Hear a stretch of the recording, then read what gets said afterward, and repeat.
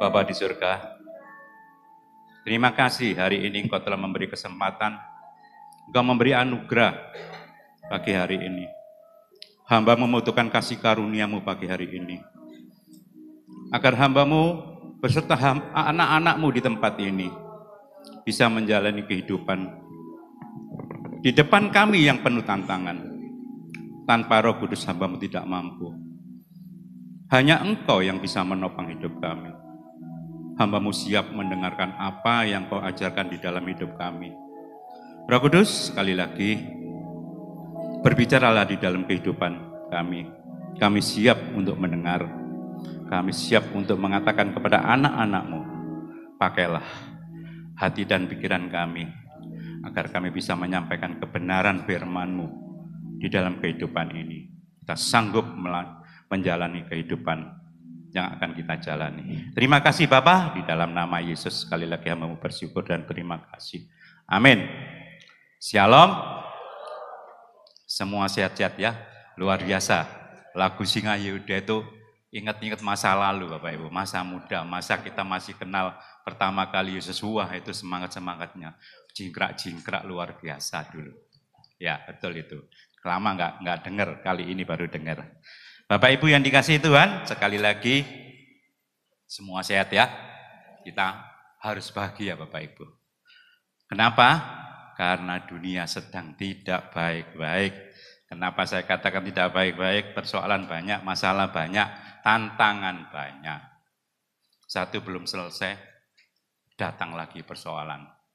Kita sudah ditunggu. Tahun 2025 ini begitu banyak tantangan. Apakah kita sanggup? Maka saya katakan tahun 2024, siapa yang punya resolusi? Maksudnya dulu ada kayak, aku harus mengubah ini sebuah apa itu kalau awal tahun itu. Apakah sudah digenapi? Apakah sudah sampai? 9 bulan kita jalin tahun 2024, 3/4 tahun Bapak Ibu. Kalau dikalikan 4, 36, plus setiap hari sekarang luar biasa kita dengarkan firman Tuhan. Apakah bisa berdampak mengubah hidup kita? Apakah bisa mengubah karakter pikiran kita sehingga kita berubah seperti Kristus? Bisa enggak kira-kira? Ada enggak seperti itu? Enggak mudah Bapak Ibu ya. Kemarin Paus datang, luar biasa, semua datang minta doa, minta berkat. Hari ini Tuhan mengundang engkau. Kita belajar di dalam Matius antara 20, 22, 25 Bapak Ibu. Hari ini Tuhan memanggil engkau. Seorang raja, dia mengawinkan anaknya, mengadakan perjamuan. Dia mengundang kita Bapak Ibu. Kita baca aja ya. Matius 22, mulai ayat 1. Kita luar biasa Bapak Ibu ya, saya katakan jangan gentar, jangan takut, semua menghadang.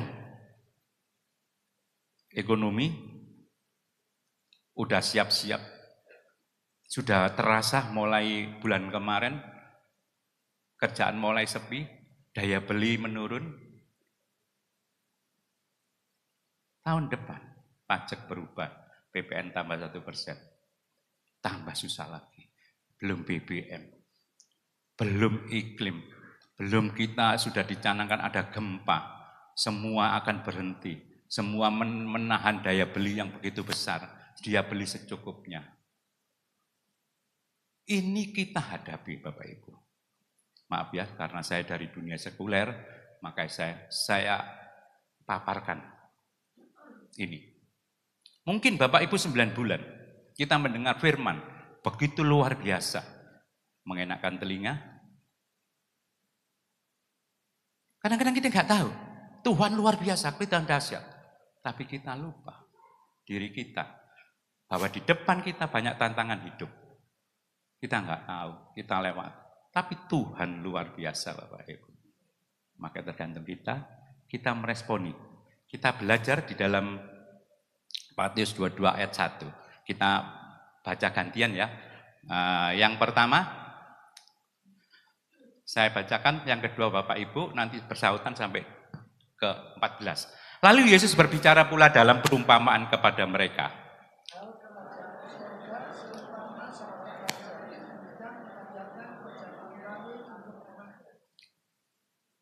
Ia menyuruh hamba-hambanya memanggil orang-orang yang telah diundang ke penjamuan kawin itu, tetapi orang-orang itu tidak mau datang.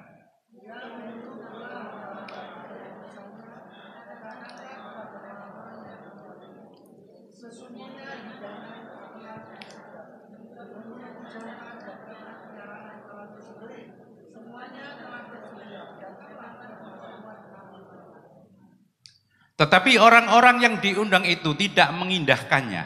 Ada yang pergi ke ladangnya, ada yang pergi mengurus usahanya.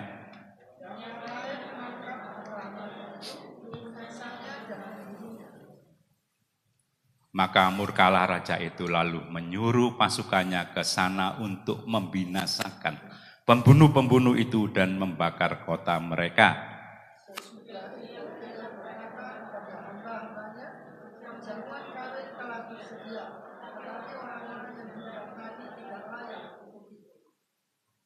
Sebab itu pergilah ke persimpangan jalan dan undanglah setiap orang yang kamu jumpai di sana ke perjamuan kawin itu.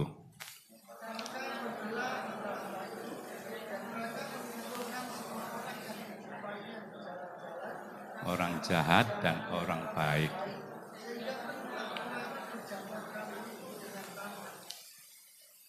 Ketika raja itu masuk untuk bertemu dengan tamu-tamu itu, ia melihat seorang yang tidak berpakaian pesta.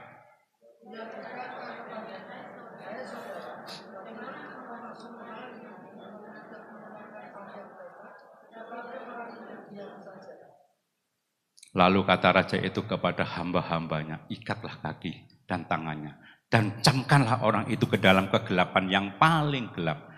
Di sanalah akan terdapat ratap dan detak gigi.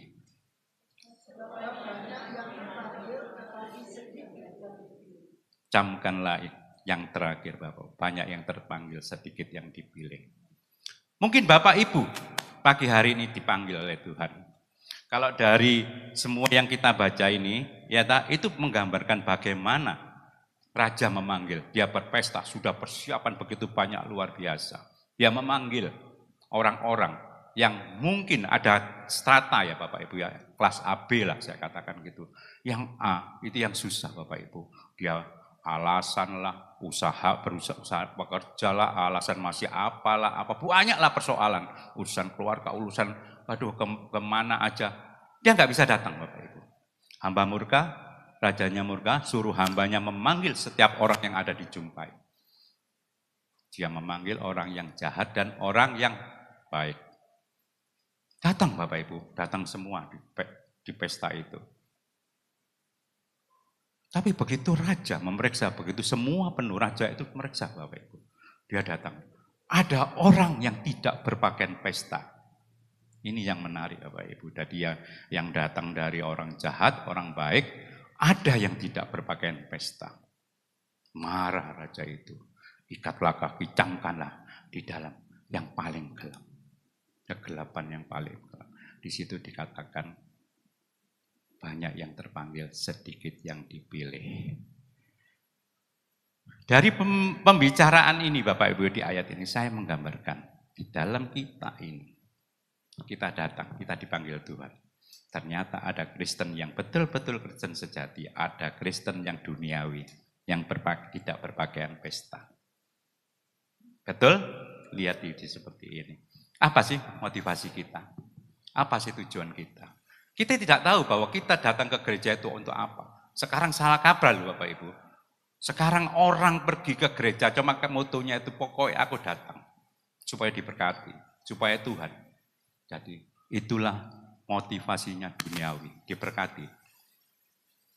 Ada yang datang, dia betul-betul ingin ketemu Tuhan, ingin mendengarkan firman Tuhan. Dan apa yang dikatakan firman itu berdampak di dalam hati dan pikiran kita, sehingga mengubah sebuah karakter pribadi kita seperti Kristus. Itu yang pertama. Yang kedua, kita baca di Matius 20. Ini bukan goal kita Bapak Ibu, tapi goal kita nanti kita belajar jadi orang percaya itu bagaimana. Tapi ini cuma gambaran, kita baca di Matius 20.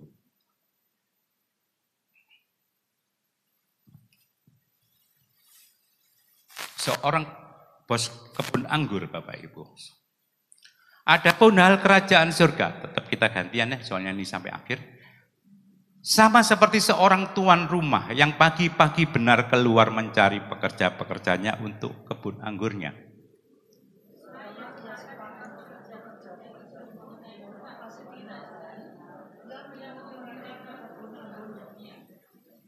Kira-kira pukul 9 pagi ia keluar pula dan dilihatnya ada lagi orang-orang lain menganggur di pasar.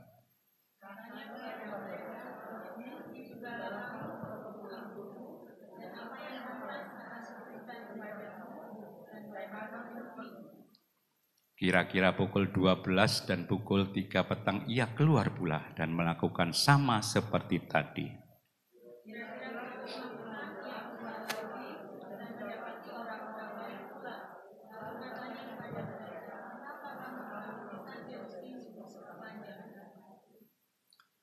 Kata mereka kepadanya, karena tidak ada orang mengupah kami.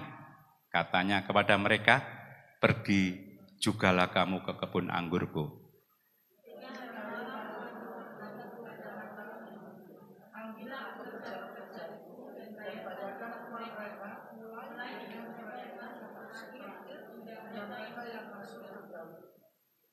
Maka datanglah mereka yang mulai bekerja kira-kira pukul 5 yang terakhir. Dan mereka menerima masing-masing 1 dinar.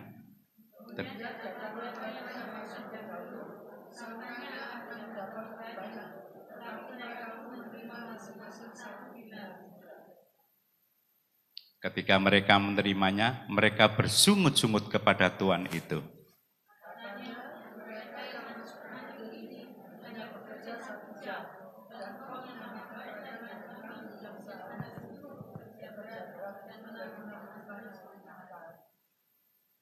Tetapi tuan itu menjawab seorang dari mereka, saudara, aku tidak berlaku tidak adil terhadap engkau. Bukankah kita telah sepakat sedinar 1 hari?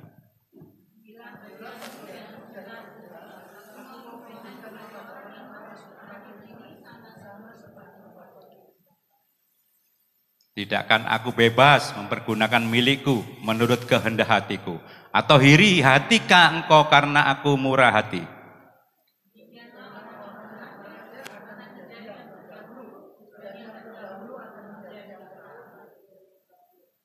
Kalimat yang terakhir, Bapak ini camkan ini.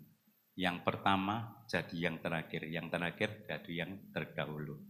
Yang kedua tadi banyak yang terpanggil, sedikit yang dipilih. Di sini menceritakan berapa lama engkau menjadi orang Kristen. Wah, Tuhan itu hebat Bapak Ibu. Kenapa saya mengatakan hebat? Dia menggaji sama. Orang baru bertobat 2 hari, 3 hari. Orang yang bertobat 5 tahun, orang yang masih kecil sudah ikut Tuhan. Sama gajinya 1 dinar, istilahnya gitu. Maka saya katakan hari ini kalau engkau dengar firman Tuhan, bertobat Bapak Ibu. Jangan berbuat dosa. Kasih karunia diberikan semua orang sama.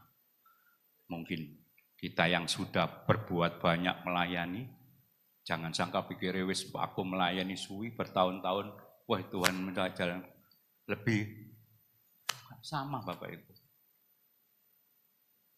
Hari-hari ini banyak orang itu yang gampang dipanggil Tuhan. Makanya saya katakan bertobat Bapak Ibu. Sekarang enggak lihat umur Bapak Ibu.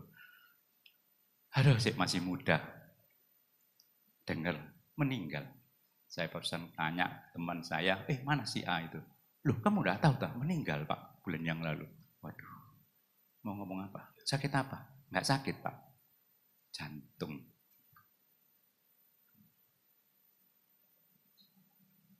Masih takut kalau engkau dipanggil Tuhan sewaktu-waktu? Bertobat Bapak Ibu.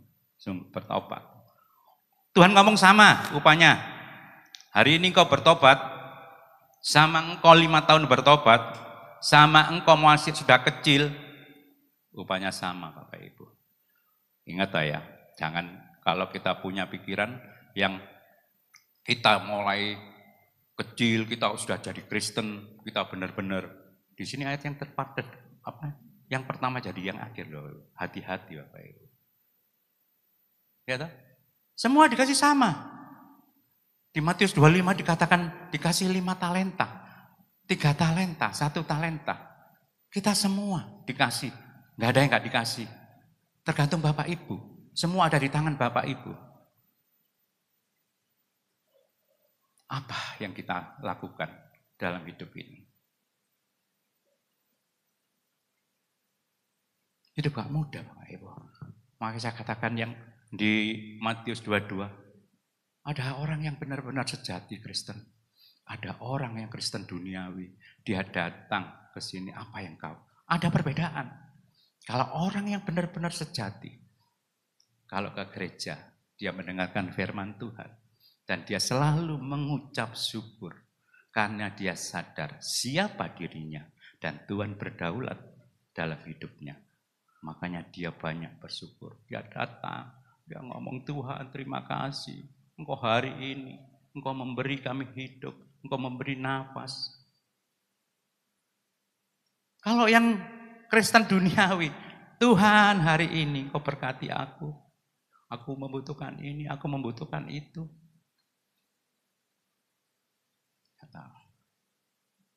Semua ada di tangan Bapak Ibu. Kita sadar Bapak Ibu ya, kita di dalam suatu peperangan.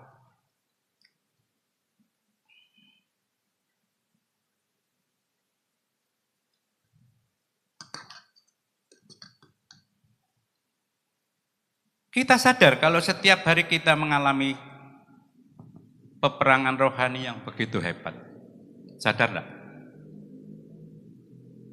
Coba Ibu, Bapak bangun tidur, apa? Mengucap syukur?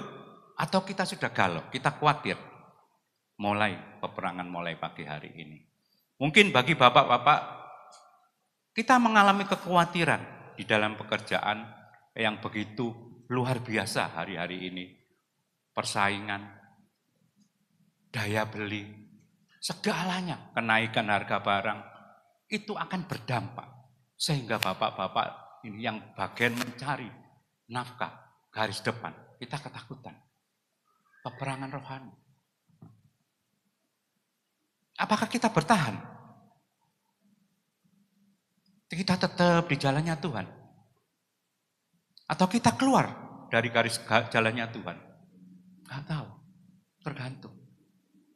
Bagi ibu-ibu, begitu bangun pagi, dia sudah galau, memikirkan anaknya, sekolah, masak apa, nanti duit cukup enggak, banyak.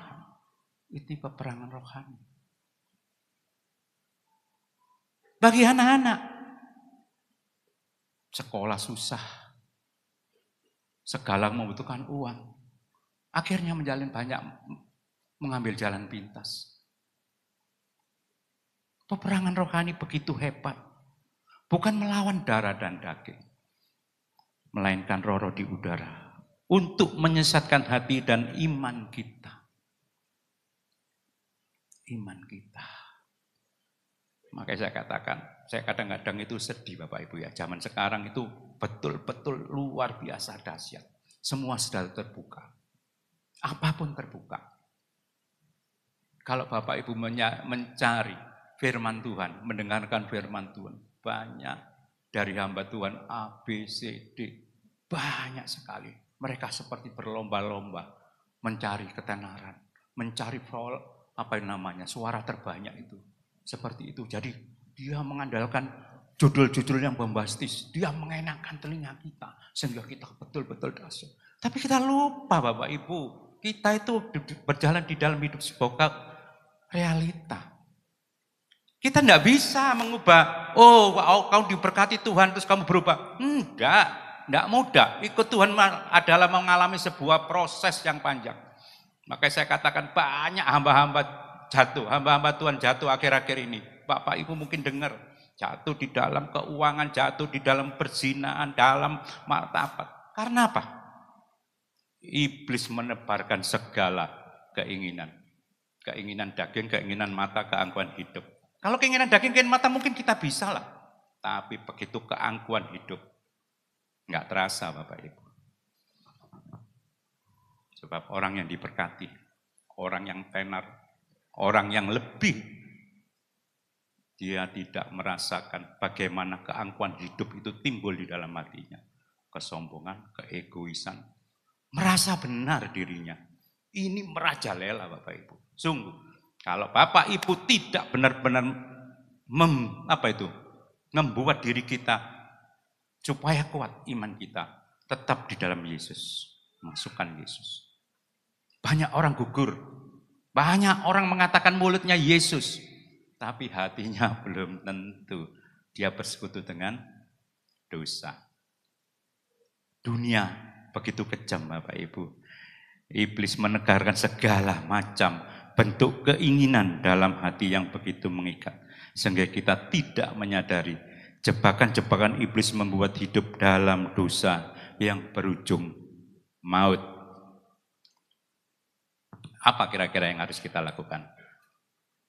Saya merangkum semuanya di dalam firman Tuhan. Maka saya katakan ya, kalau Bapak Ibu rajin membaca firman Tuhan, Tuhan itu luar biasa Bapak Ibu. Kita itu semua di dalam, apa itu? Topangan dia. Bahwa kita hidup apapun.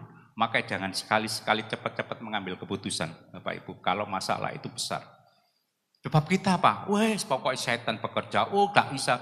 Belum tentu saya katakan, di ujung Tuhan mengerjakan engkau untuk mencapai suatu keberhasilan yang luar biasa. Orang tidak pernah menyadari seperti itu. Jangan sekali-kali mengambil keputusan yang begitu cepat, yang berurusan dengan hal yang besar. Karena Tuhan di situ bekerja untuk membentuk kita, supaya kita menjadi orang yang berhasil di dalam Tuhan, bukan di dalam dunia.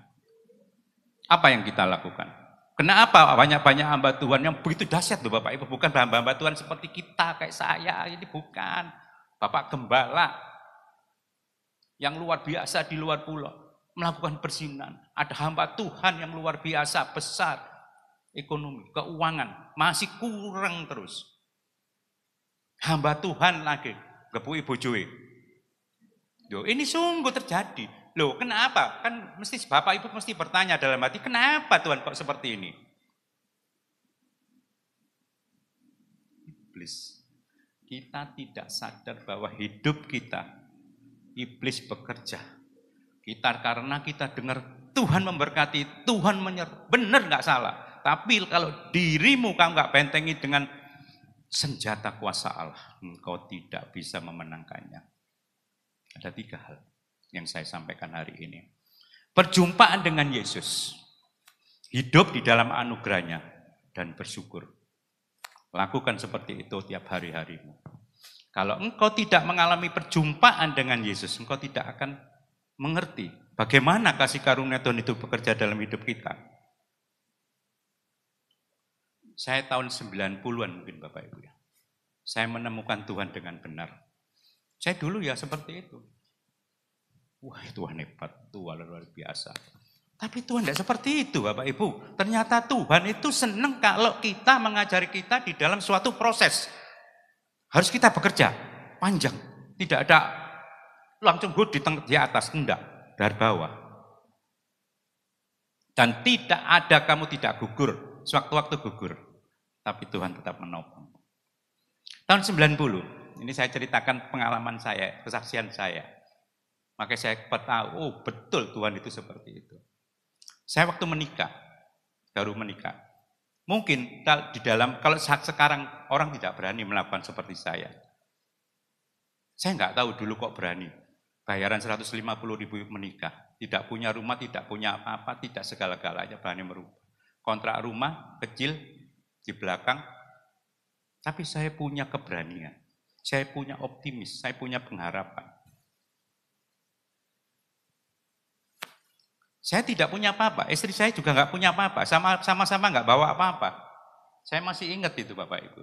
Saya kontrak di rumah kecil, saya gaji 150.000, saya mulai bekerja sendiri. Saya keluar dari pekerjaan, saya bekerja sendiri. Saya kalau tiap hari, saya bekerja itu dulu kayak segala apapun saya kerjakan. Kayak pernah bungkusi Yusua, pernah kapas yang terakhir. Saya kalau pagi, siang itu bekerja sama istri saya. Kita masukin dalam plastik orang 2 sampai malam kadang-kadang kita bisa tidur. Suatu hari, Tuhan berkati Bapak Ibu. Saya punya tempat, saya sudah berusaha. Saya cuma pikiran saya bahwa Tuhan akan saya lakukan, saya bekerja, Tuhan berkati. Tapi tidak, waktu itu saya butuh uang Bapak Ibu. Saya untuk bayar orang, saya nggak punya apa-apa. Soalnya saya waktu itu terbalik. Saya bekerja, ya toh, terus mengharapkan upah untuk bayar orang. Ini yang kesalahan yang saya, mestinya saya punya modal, saya harus bekerja. Gitu. Ya seperti dikatakan tadi, dikasih 5 talenta, kita dikasih modal, kita bekerja. Terus kita menghasilkan. Tapi saya enggak punya uang, saya bekerja. Saya punya, kita jual untuk bayar orang. Pada suatu hari saya membutuhkan, hari ini saya butuh uang. Saya kan kalau dulu saya punya anak buah itu kayak sepeda-sepedaan gitu Bapak Ibu ya. Itu kalau sore store gitu istilahnya ya. Saya kumpulin untuk membayar orang. Waktu itu saya butuhkan uang. Saya harus bayar orang. Tapi hujan Bapak Ibu satu hari. Saya enggak dapat uang. Apa saya lakukan? Tidak, saya berbuat banyak Bapak Ibu. Minta siapa? Saya datang pada Yesus. Saya duduk. Saya nangis. Tuhan, saya hari ini butuh duit. Saya nggak enak, baru kerja. Ya apa Tuhan? Tolong Tuhan, tolong. Kalau ingat itu saya terenyuh Bapak itu. Betapa bodohnya saya. Tuhan, saya minta duit. Untuk sekian. Tuhan kasih Bapak. Berapa jam, hujan itu reda. Ada pelanggan datang, dikasih sesuai dengan kebutuhan saya. Terus saya mikir, wih Tuhan hebat. Tuhan ini luar biasa. Sekali minta saya dikasih. Wih Tuhan biasa. Tetap saya kerjakan seperti itu lagi. Suatu hari, saya kejegur lagi. Saya jatuh ke lubang yang sama. Saya butuh uang lagi, saya untuk bayar itu. Kan gak enak Bapak Ibu ya. Saya ini soalnya apa ya, mulai kecil itu susah berbohong. Makanya saya katakan ya, setiap orang di dalam panggilan Tuhan, Tuhan tidak akan melepaskan engkau. Sungguh, apapun engkau jatuh, dia akan menopang. Tetap engkau akan dipanggil, tetap engkau akan diambil. Kalau Tuhan sedang memanggil engkau. Saya butuh kedua kali. Saya duduk, saya nangis, Tuhan ampuni aku salah lagi. Gak bisa. Aku janji aku tidak melakukan. Dikasih lagi Tuhan. Weh Tuhan itu luar biasa. Dikasih. Dia Bapak yang baik. Dikasih. Ketiga, aku janji Tuhan.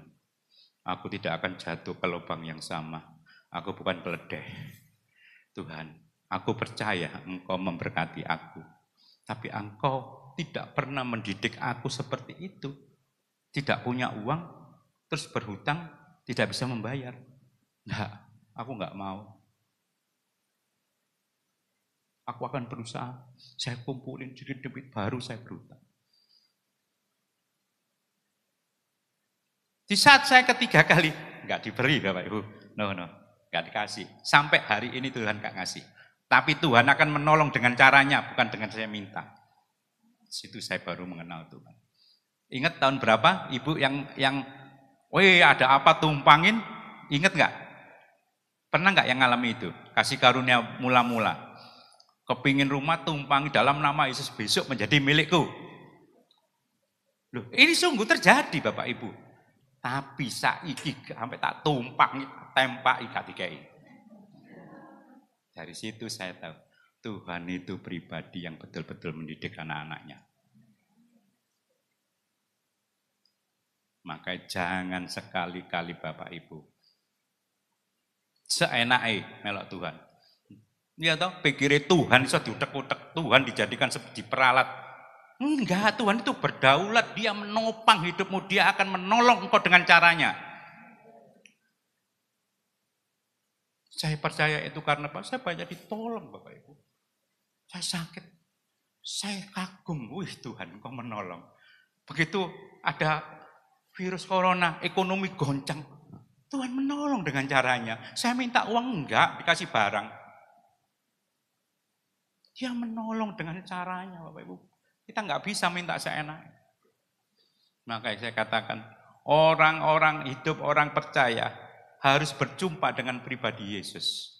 Orang Kristen yang sejati hidupnya selalu mengucap syukur. Selalu mengucap syukur dalam keadaan apapun. Jangan kamu lihat awal. Kita itu kebiasaan lihat awal. Ya toh? Lihat toh akhir. Kalau engkau ada persoalan masalah yang begitu besar, jangan ngambil keputusan. Tanyalah pada Tuhan, apa ending dari semua kehidupan ini? Bagi Tuhan tidak ada yang mustahil. Kalau engkau dipanggil, engkau dipilih, mungkin hari ini engkau jatuh, engkau diangkat. Belum tentu akhir engkau gak menjadi yang terbaik kalau Tuhan pilih. Hidup selalu mengucap syukur. Landasan hidupnya orang-orang yang percaya Tuhan, yang benar-benar hidupnya berfokus sangkal diri pikul salib. Orang nggak percaya Bapak Ibu. Ya toh? Orang kalau saya mendengarkan firman Tuhan, orang kalau ngomong sangkal diri pikul salib, identik katanya kemiskinan. Orang yang hidup dengan susah. Salah kalau hari ini itu engkau harus punya sangkal diri pikul salib. Biar hidupmu kuat. Bukan lari dari kenyataan. Tuhan tidak pernah mendidik kita lari dari kenyataan. Tuhan mengajarkan kita hidup, kita hadapi sebuah tantangan. Maka ambillah sangkal diri pikul salib, letakkan di dasar hidupmu. Apapun yang terjadi, jangan kau lari dari kenyataan. Jangan engkau membuang semua apa yang diajarkan Tuhan. Jangan kau lari dari persoalan. Kadang-kadang di dalam rumah tangga. Ini saya juga diajari Bapak Tuhan, rumah tangga Bapak Ibu ya. Gak mengenak no, Tuhan. Apa yang menjadi harapan kita tidak sesuai dengan kenyataan yang ada. Mungkin, maka anak-anak muda kalau berpacaran jangan berharap kamu punya pasangan seperti apa yang ada di dalam pikiranmu. Wah, mungkin kalau jadi pasanganku begitu hebat, luar biasa. Tapi begitu kawin. Maka saya katakan Bapak Ibu, kalau anak-anak muda, terutama cowok, kalau tidak bekerja, tidak punya uang, tidak bisa mencukupi, tahan dulu, jangan kawin. Realita hidup ini loh Bapak Ibu, yang luar biasa. Kita kawin punya anak, beli susu. Iyalah susunya susu yang murah Bapak Ibu. Seperti Morinaga apa sekarang hampir ratusan ribu, 100 ribu. Lo kok nggak kerja susah. Akhirnya lari, jual narkoba, judi online. Seperti itu, banyak anak muda seperti itu. Karena apa? Jutek. Dia pikirannya minta Tuhan terus dikasih, minta Tuhan terus dilakukan, minta terus bapakmu tah. Bapakmu belum tentu ngasih. Bapak kita itu mendidik kita. Kita kasih. Sangkal diri pikul salib perlu. Setiap orang harus punya jiwa sangkal diri pikul salib. Kalau pikul salib, apapun keadaanmu, jangan kau mengeluh, jangan kau menggerutu, tetap kerjamu.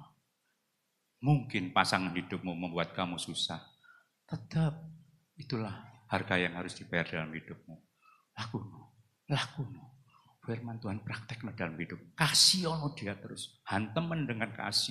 Biar melakukan kaos ke apapun yang menyakitkan. Tapi engkau tetap kasih dia. Kapan waktunya itu berbuah. Kita nggak tahu. Tapi Tuhan percayalah sama Tuhan. Suatu saat apa yang kau inginkan akan berbuah. Akan menjadi sesuai firman yang kau kehendaki. Kasih ono terus. Pikul salib. Pikul salib. Hidup dimulai dari yang terkecil, jangan jadi yang terbesar. Firman Tuhan mengatakan, Bapak Ibu, kadang-kadang saya ini susah, kenapa sih kok yang hamba Tuhan itu? Ya toh, kalau menjadi besar, jadi pelayan, tapi sekarang enggak, jadi bos-bos kabeh, kepingin dihormati, tasnya digowono. Loh ini sungguh kejadian nyata. Dihormati benar-benar, makanya sekali lagi saya katakan, imanmu jangan ditaruh di gereja ini. Imanmu jangan taruh gereja. Imanmu jangan ditaruh di dalam seorang hamba-hamba Tuhan. Tapi imanmu taruhlah di dalam Yesus Kristus. Engkau akan berhasil. Engkau akan terpuaskan dalam hidup. Bapak Ibu yang dikasihi Tuhan. Orang sungguh-sungguh mencari keberadaan Tuhan akan mengalami perjumpaan yang tak terlupakan. Seperti saya tadi. Saya mengalami perjumpaan dengan Tuhan. Saya tahu, Tuhanku seperti itu. Makanya kalau ada persoalan masalah saya langsung tangkap. Tuhan semua milikmu. Kalau engkau ambil ya sudah, saya lepas hati saya. Saya mengasihi istri saya, anak-anak saya. Kalau dia nggak mau, kita nggak bisa apa-apa, Bapak Ibu. Saya mengasihi. Saya kadang-kadang itu kalau malam saya lihat istri saya tuh, ini anak wong itu sudah dinang kene opo. Iya, Bapak Ibu. Iya. Kita itu kok iso sehati, iya toh? Kok iso aku iki mengasihi dia? Ya apa seperti itu? Secara manusia nggak bisa. Tapi Tuhan bisa. Kasih jawabannya. Jangan kau jemu-jemu menyebarkan kasih. Kasih dihantam terus dengan kasih Kristus. Dia akan berubah suatu saat. Tunggu aja. Orang yang sungguh-sungguh mencari keberadaan Tuhan akan mengalami perjumpaan yang tak terlupakan. Hidupnya akan penuh dengan kemurahan dan benih kasih akan tumbuh dalam hidupnya. Orang yang berjumpa dengan Tuhan akan berubah, Bapak Ibu. Biasa pemarah, jadi enggak pemarah. Biasa ngomel, jadi enggak ngomel. Biasa melampiaskan hobi-hobinya, dia akan ngerem. Dia tahu apa yang baik dan apa yang tidak. Karena dia berjumpa dengan Yesus. Karena dia sadar siapa dirinya. Bapak Ibu, kalau kita nggak sadar siapa kita, nol. Kita nggak bisa berbuat banyak. Karena dia yang berdaulat. Kalau engkau dijadikan di bawah yang apa keadaanmu saat ini, kamu mau berbuat apa? Dia yang punya, dia itu pejunan, kita itu tanah liat. Mau apa? Dia yang membentuk. Kuasa mana kita sama dia? Kuasa yang penjunan, Bapak Ibu. Yang membuat. Kita bisa berbuat apa? Enggak bisa. Hari ini, engkau dikasih seperti ini. Bersyukur, nikmati. Maka kalau kita berjumpa dengan Tuhan, benih kasih itu akan tumbuh. Kita akan mengasihi istri, kita akan mengasihi suami, kita mengasihi anak-anak. Kita tahu hak kita, gitu loh Bapak Ibu. Gampangnya itu seperti itu. Makanya perjumpaan dengan Tuhan tak terlupakan. Seperti itu. Hidupnya tak terbebani dalam urusan dunia karena sadar semua sia-sia. Orang yang berjumpa dengan Yesus, semua miliknya tidak menjadi berhala. Tahu berhala itu bukan nyembah pondak. Keinginan berhala. Suami istri bisa jadi berhala. Anak-anak bisa jadi berhala. Jadi semuanya itu sia-sia kata pengkhotbah. Makanya saya katakan orang yang berjumpa dengan Kristus lepaskan hak menjadi milikmu. Engkau adalah cuma penikmat. Kita itu dititipin. Kalau kita pulang ya gak dikowo. Pasti saya katakan. 100% saya bisa bertanggung jawabkan. Enggak bawa. Selama ini saya jumpai orang yang meninggal tidak pernah membawa hartanya. Tidak pernah kelihatan. Dibawa, ditaruh di peti-peti, diambil orang Bapak Ibu. Iya, sungguh diambil orang. Orang yang merasa segala miliknya tidak merasa dimiliki untuk dijadikan berhala dalam hidupnya. Orang yang selalu mensyukuri keadaan tidak merasa berkekurangan. Orang itulah bersyukur, gak akan kekurangan Bapak Ibu. Apa sih singgalan kekurangan? Yaitu keinginan itu Bapak Ibu. Orang hidup itu lata kata. Kalau makanya jangan lihat, kalau lata itu jangan lihat TV apa, ada lihat orang punya tas bagus kepingin, orang punya apa kepingin, Jangan Bapak Ibu. Kita ya keinginan, ya namanya orang ingin boleh lah. Kalau mampu ya beli, kalau nggak mampu ya jangan gitu Bapak Ibu ya. Jangan menjadi berhala dalam hidupmu, jangan menjadi yang membuat sehingga kamu menuntut suamimu, menuntut istrimu. Nggak mampu, lakukan seperti apa yang kamu keadaanmu. Seperti itu. Bebas dari segala yang dimiliki, tidak menjadikan beban karena semua berakhir dengan sia-sia. Dan tidak ada yang abadi, semua fana. Selalu mengucap syukur dalam keadaan apapun karena sadar dirinya siapa dan Tuhan yang berdaulat atas hidup mereka. Itu berjumpa dengan Tuhan seperti itu. Kalau orang sudah berjumpa dengan Tuhan, dia selalu bersyukur Bapak Ibu. Sungguh, gak bisa apa-apa Bapak Ibu. Kita selalu bersyukur dalam keadaan apapun. Saya dapat firman ini. Saat saya itu sering berjalan keluar kota, saya sama istri saya, kalau minggu gini saya mesti pergi ke Malang, ke Tretes, kemana. Ya untuk menghabiskan waktu kita senang. Kadang-kadang itu nikmat Bapak Ibu, enak ya. Kita cuma berhenti di tempat kayak tempat keramaian atau pohon-pohon, kita makan, kita beli makanan, kita bungkus, kita makan di situ, kita senang, kita melampiaskan, kita nyanyi, kita dengar firman. Seperti itu. Enak sekali gitu Bapak Ibu. Maka saya katakan kalau kita mengalami suatu hal, jangan kok ngomel. Ini waktu itu saya ambil contoh seperti ini Bapak. Saya naik kendaraan, mobil.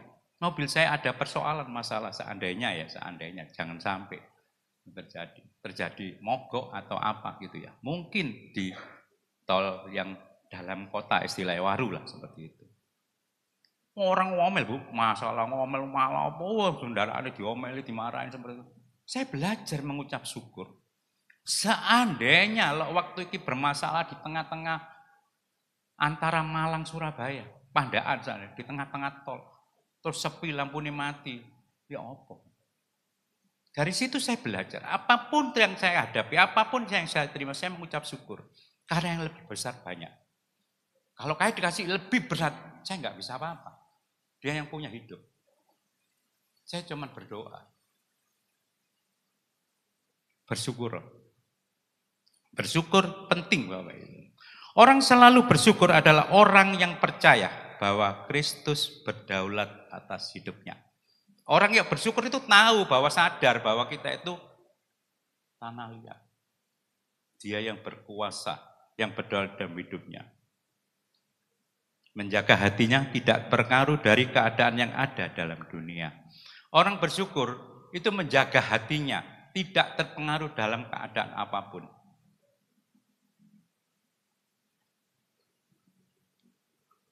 Pengalaman saya ini unik-unik Bapak Ibu. Wih Tuhan itu luar biasa, Tuhan Engkau hebat. Saya kadang-kadang ngomong, saya bersyukur. Siapa saya? Engkau mengubahkan hatiku. Engkau mengubahkan segala apa yang menjadi karakterku. Hidupnya selalu mensyukuri segala kasih karunia Kristus. Bisa berdamai dengan segala keadaan. Orang bersyukur bisa berdamai dalam segala keadaan. Mungkin Bapak Ibu, ngomong itu enak. Memang ngomong enak. Wong kari ngomong. Coba sih jalani. Kenapa kok Bapak Ibu bisa bicara seperti itu? Bapak Ibu tidak melatih dirinya. Tidak ada semua itu yang langsung bus gitu enggak. Semua melatih dirinya seperti kayak orang berpuasa. Gak ada ujuk-ujuk langsung berpuasa langsung gitu terus kuat, gak ada, melatih dirinya. Dilatih gitu. Bersyukur ujuk-ujuk langsung bersyukur nggak bisa, kita harus berlatih. Kita menghadapi segala persoalan baru kita lihat, oh iya, Tuhan berdaulat. Kalau kita nggak dikasih, kita nggak bisa berbuat banyak.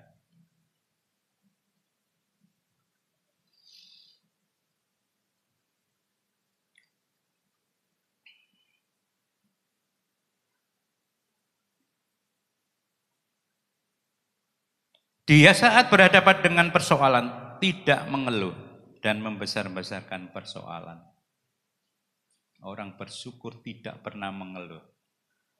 Biarpun menghadapi persoalan, dia selalu Tuhan mengucap syukur. Makanya saya katakan gini Bapak Ibu ya, kalau Bapak Ibu mengalami persoalan, terutama seandainya sakit Bapak Ibu ya, Bapak Ibu jangan ngomel karena sakit ini karena langsung ngomong, Tuhan aku bersyukur hari ini sakit ini cuma segini. Loh, lebih berat lagi, lihat orang lebih berat, saya nggak bisa berbuat banyak. Bersyukur daripada kamu ngomel, daripada kamu minta doa sana doa sini, bersyukur. Saya percaya bersyukur itu luar biasa lebih dahsyat daripada doamu. Bersyukur itu berjalan dengan kenyataan. Bersyukur apapun keadaanmu, bersyukur karena di belakang itu kita nggak tahu apapun yang kamu lakukan.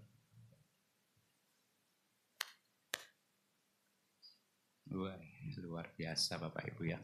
Jangan panjang-panjang nanti ya Mbak ngantuk ya. Meletakkan beban hidupnya di dalam Tuhan. Orang bersyukur itu seperti itu. Wes Tuhan, aku gak mampu, aku gak kuat. Bisa aku jalani. Entahlah Tuhan, lakukan apa yang kamu bisa. Percayalah bahwa Tuhan akan memberkati engkau. Bapak Ibu sekali lagi, kita membuka hidup 3 hal. Yaitu perjumpaan dengan Kristus, berjalan dengan anugerahnya, kita banyak bersyukur. Belum tuntas tapi panjang nanti daripada nanti Bapak Ibu ngantuk sampai kesiangan. Saya percaya dengan 3 hal ini, ya toh, kita dipanggil seperti yang pertama tadi, firman Tuhan di Matius 22 kita dipanggil. Kalau Bapak Ibu datang ke gereja, jadilah orang Kristen yang sejati, jangan jadi orang Kristen duniawi. Sekarang banyak orang Kristen menjadi orang Kristen sejati itu susah, nggak mau datang kalau nggak enak. Ya toh, tapi engkau biarpun nggak enak tetap datang. Kalau orang Kristen duniawi, dia mencari yang enak-enak sebab apa di dalam pikirannya, sesudah ibadah dia harus shopping, makan. Seperti itu. Loh iya ini sungguh, bukan ini kenyataan. Iblis membawa ke situ, bukan Anda. Tapi iblis membawa ke situ. Tapi kita tidak terasa. Iya toh? Terus sekarang yang di 2:20 tadi, ingat toh bahwa setiap bekerja bahwa engkau percaya Tuhan, jangan bangga kamu jadi percaya Tuhan mulai kecil. Tapi banggalah kamu menjadi anak-anak Tuhan yang rajin bersyukur. Karena apa? Upahnya sama. Kalau engkau hari ini ada dosa di dalam hidupmu, bertobat toh. Tuhan tetap memberi upah yang sama seperti yang sudah mulai kecil atau 5 tahun bertobat. Ingat tahu seperti itu dan ingat tahu bahwa semua dikasih karunia yang sama. 5 talenta, 3, 1 semua sama. Kerjakan dengan sungguh-sungguh seperti apa yang engkau dipercayakan oleh hambamu yaitu Tuhan Yesus seperti itu. Maka hiduplah dengan berjumpa dengan Kristus dan hiduplah dengan apa yang dianugerahkan Tuhan. Dan banyak-banyak bersyukur dalam hidup ini untuk menjalani hidup di hadapan kita yang belum tentu enak. Bukan enggak enak. Di dalam apa itu 2 Timotius 3 ayat 1 bahwa semua akhir zaman akhir tidak ada yang enak. Makin sukar, orang egois, orang cinta uang. Itu Bapak Ibu. Saya percaya bahwa Roh Kudus akan mendelegasikan dalam hidup Bapak Ibu hari ini, pagi hari ini. Percayalah bahwa Yesusmu, Allahmu luar biasa. Amin. Pada akhir ibadah kami ya Tuhan, kami sungguh mengucap syukur. Berkat Tuhan nyata dan berlimpah bagi kami. Kami mau belajar menghargai perjumpaan pribadi kami dengan Engkau Tuhan. Kami mau mensyukuri dan kami mau menerima anugerah dan kasih karunia-Mu. Sehingga kami sungguh-sungguh hidup di dalamnya. Selalu bersyukur, selalu berterima kasih. Sebelum kami pulang meninggalkan gereja ini untuk sementara waktu, terimalah setiap persembahan yang anak-anak-Mu sudah berikan. Setiap rupiah Tuhan memperhitungkannya sebagai kebenaran. Dan Tuhan terima kasih Engkau tetap memberkati dan terus memberkati. setiap apa yang anak-anak-Mu kerjakan dan lakukan. Engkau Allah yang dahsyat, Engkau Allah yang hebat. Di sepanjang ibadah kami beroleh kesembuhan, kami beroleh pemulihan, kami beroleh kelepasan. Kami mengucap syukur. Lanjutkan karya-Mu Tuhan. Lanjutkan rencana-Mu. Indonesia akan penuh kemuliaan Tuhan. Gereja-gereja hamba-hamba Tuhan akan mengalami kesatuan dan persatuan. Kami serahkan semuanya Tuhan. Pergumulan kerinduan.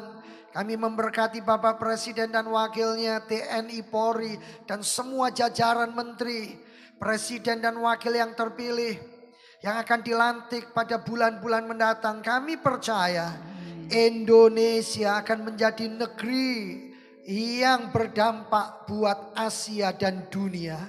Terima kasih Tuhan untuk setiap kesempatan, karya, perbuatan ajaib Tuhan bagi Indonesia.